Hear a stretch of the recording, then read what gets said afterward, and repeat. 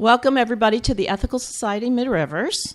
We are part of the American Ethical Union, which has 23 societies in 12 states from coast to coast that meet, as we do, on Sunday mornings.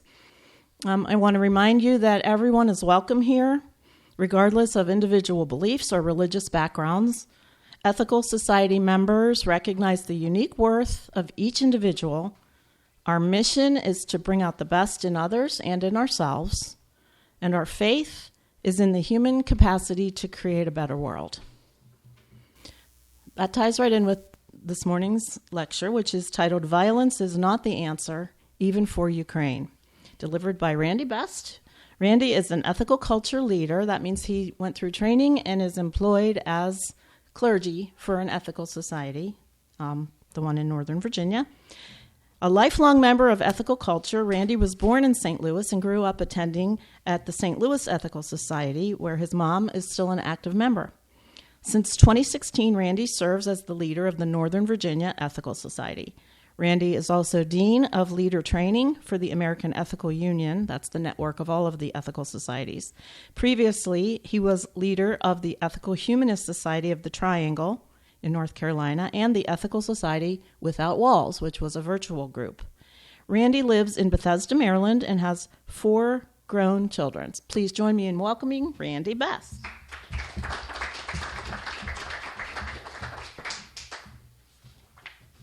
Thank you very much, Jill. It's always a pleasure to be at Mid-Rivers, to see my old friends and to make new ones.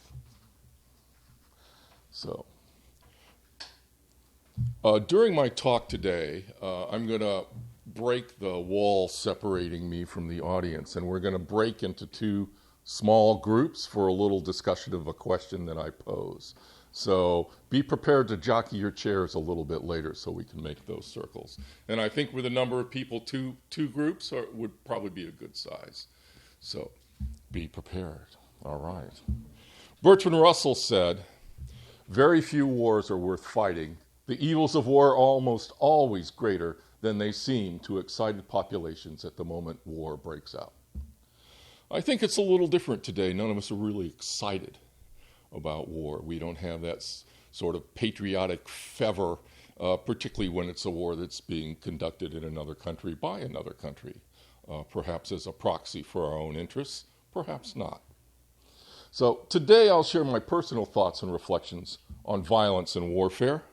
And my thoughts are my own. I don't speak for humanism, ethical humanism, or the Northern Virginia Ethical Society. I realize that other people applying their ideas and experience can reach conclusions that are very different than my own. It doesn't make anyone's reasoned conclusion more or less ethical than my own. It's by sharing our differing views, deeply listening to others, that personal ethical growth occurs. I'll talk for a bit and then offer you the opportunity to share your views on this topic. A while back, I attended a memorial service for Elle Miller, the office administrator of the American Ethical Union, and I worked with Elle for over a decade. We were friends. He died suddenly, catching all of us by surprise. The memorial service caused me to reflect on the fragile nature of our human existence, the irreversibility of loss. For death is final, for I have no good reason to believe otherwise. Our lives here are all that we will ever have. This makes life all the more precious. I believe that biological life is sacred. We all deserve to be the heroes of our own narratives. The war in Ukraine dominates the media. Relentless news coverage chronicles the unfolding human tragedy of this conflict. The Russian invasion and Ukraine's response is a textbook example of what can be considered a just war. Just war theory has a long history, from Plato and Cicero, St. Augustine, Thomas Aquinas, John Locke, John Stuart Mill, Paul Tillich, and the brothers Reinhold and Richard Niebuhr, to name just a few. Just wars require a just cause. The reason for going to war needs to be just and cannot therefore be solely for recapturing things taken or punishing people who have done something wrong. Innocent life must be in imminent danger and intervention must be to protect life. A contemporary view of a just war cause was expressed in 1993 when the U.S. Catholic Conference said, "Force may be used only to correct a grave public evil, that is, aggression or massive violation of the basic human rights of whole populations." By these standards, Ukraine's violent resistance to a foreign invasion meets the just war standards. But for me, just war is an oxymoron. I believe that violence is always wrong. Reacting to violence with violence only increases human suffering. I have been told that my nonviolent position is not practical. It would let the bullies win. What is practical about the extreme devastation and loss of life from war? My nonviolent position is, in part, due to my family background. My mother became familiar with nonviolence from her participation in the civil rights struggle of the 60s. Both of my parents were active in the Congress for Racial Equality, a civil rights organization founded on Gandhian nonviolence and one of the few that would accept communists and others on the far left. I recall at age 6 telling my mother that I did not believe in God. She was crestfallen because I was not a communist. Sometimes it can be hard to please those you love. My father joined the army at 16 to fight in World War II. He was in Japan at the end of the war and saw the effects of nuclear weapons on the survivors of Hiroshima. He left the army a committed pacifist. Later, he counseled conscientious objectors to the Vietnam War. I fell into this category and would have faced a local draft board known for jailing conscientious objectors had not my high draft number made the process moot. I believe that no war is just. Every war is a moral tragedy. Mohandas Gandhi said, "The ends and the means cannot be separated. The methods we use to achieve our goals are interlinked with the goals themselves." In other words, the ends do not justify the means, for the means and ends are inseparably connected. If I use corrupt means to achieve my ends, if I use violence to achieve my ends will be corrupted as well. I see this relationship. It's not magic. It's a real connection between how I act and what I achieve. Initiating violence to achieve our ends compromises what we are able to achieve. The use of violence has real-world repercussions to both the intended victims and the perpetrators. Think of the effect that violence has on combatants. Beyond the physical wounds, many suffer severe mental trauma, resulting in broken lives, shattered families, suicide, and PTSD. These are long-term effects. Post-traumatic stress disorder is something we are only beginning to fully understand. Using violence as a means to achieve our ends has consequences for those participating in the violence, for realizing our goals, and in our own lives as well. The conflict in Ukraine meets the just war standard. The media depicts Ukrainian resistance as admirable, even heroic. I do not believe that responding to violence with violence will make things better for the people of Ukraine, and for the Russian people too. I understand this intellectually, and my gut tells me that nonviolence is the right response. I can easily make this pronouncement since I am thousands of miles away from the conflict, and the only suffering the war causes me is when I gas up my car. I can't help but wonder if my convictions would be the same if I was a Ukrainian. How would I decide what was the right thing to do? Decide what was worth fighting for? Decide what was worth killing for? Should I stay and fight, stay and resist nonviolently, flee to Poland? I don't know what I would do, frankly. How would I feel if I was a Russian, called to serve my country, to oppress and kill Ukrainians? Would I buy the propaganda lines that the government is feeding me to participate in this war? Would I be critical and face government sanctions from opposing government policies? I don't know. But I want to know what your thoughts are, too. So my first question for a group consideration today is, what would you do if you were a Ukrainian, and why?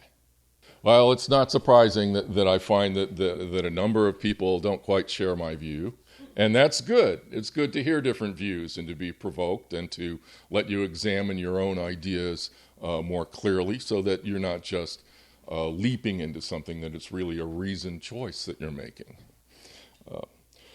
William Harmon wrote in his 1988 work, Global Mind Change, every society ever known rests on some set of largely tacit basic assumptions about who we are, what kind of universe we are in, and what is ultimately important to us. Some set of assumptions can be found to underlie the institutions and mores, patterns of thought and systems of value that characterize a society. They are typically not formulated or taught because they don't need to be. They are absorbed by each person born into the society as though by osmosis. They are accepted as given, as obviously true, and throughout most of history, by most people, never questioned. I sometimes feel that I exist in a sea of violence where I am drowning even though I appear to be swimming just fine. The underlying problem is that America today is a violent society. Perhaps it always was. And I both benefit from and contribute to our culture of violence. How do my life choices contribute to the suffering of the world, to the violence of the world? I benefit from our culture of violence and how my consumption of violence in the media supports the status quo. Violence is part of the American project. My government believes that violence is a legitimate means to achieve political and economic ends. We use violence as a foreign policy tool all the time.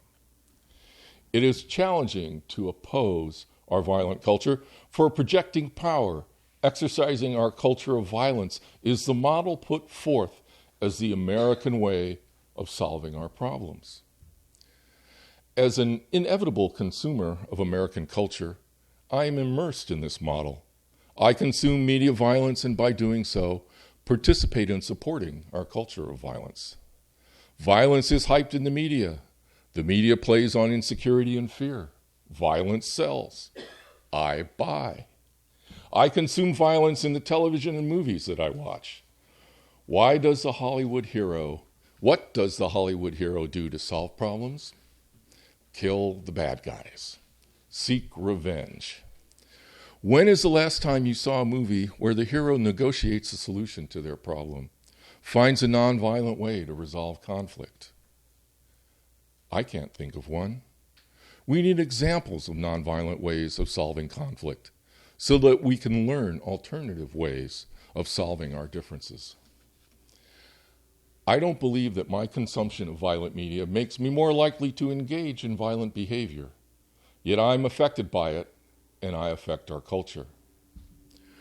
Movie critic Andrew O'Hare wrote in Salon magazine, I think we all believe on a bone-deep level that living in the media universe of the last 50 years or so has reshaped human consciousness and affected human behavior in ways maddeningly difficult to define.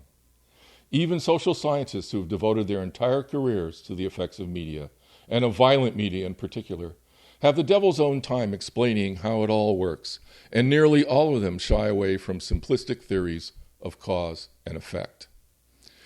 In what might be termed the mainstream psychological view, media violence is seen as a contextual risk factor that increases the likelihood of aggressive behavior to some minor but measurable extent, while also, so to speak, raising the overall social temperature.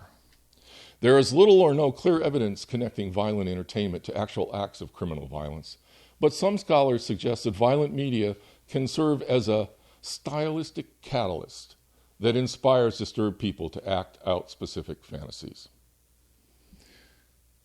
Consuming violent media may not make me more violent, but I think that it makes me less repelled by the idea of violence, more hardened to it, numbed by it.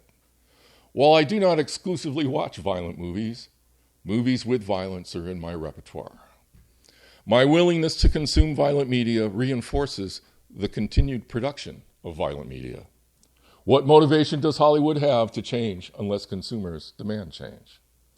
One thing I can do to reduce violence is to change my interpersonal behavior, how I act and react to others. Several years ago, I noticed that the person that I worked for always started their emails with "Dear," like we were schooled to do when writing formal letters. At first, I thought that this greeting was archaic and quaint. I asked them about it, and they said they were just trying to promote a little more kindness in the world. I decided to adopt this approach, and those of you who have received my emails may have noticed my archaic and quaint greeting. For me, this greeting upholds the worth and dignity of the recipient. More kindness in the world is a good thing. On the flip side, I engage in little acts of violence when I dismiss and disrespect the opinions of others, when I characterize people or call them names. I further a culture of peace when I make the effort to listen and understand those who I disagree with, when I recognize myself in others and treat them with dignity and respect. I remember when I first moved years ago to Durham, North Carolina, I went to a panel symposium at Duke University, and there speaking were two people who were involved in the desegregation efforts in Durham, North Carolina in the early 70s. One was Ann Atwater, an African-American community activist who lived in public housing. The other was C.P. Ellis, a gas station owner who was a former Grand Cyclops of the Ku Klux Klan in Durham, North Carolina. And in the course of a weekend workshop, these two had a clash. Atwater actually stabbed Ellis at one point. But at the end of the weekend, they had become friends. As C.P. Ellis found out that the white power structure was not really interested in the same things that he was interested in, and he was being used as their tool. That revelation changed their lives. And C.P. Ellis said this one thing that stuck with me. He said, when I meet someone for the first time and I don't like them, I want to find out why. And that curiosity to go beyond your first impression was something that has stuck with me. So, this leads me to my second group question. What would you do to make a gentler and kinder world? What can you do? Well, thank you all for your participation and comments. I think it's the little things that can make a difference, as Bill pointed out and other people in my group pointed out. And those little things can add up and have more importance than you know sometimes. I know that years ago I went to a high school friend's jazz concert in New York City, and he was a struggling musician and trying to get venues and things like that where he could play his music and competing with the old jazz guard who got all the good venues.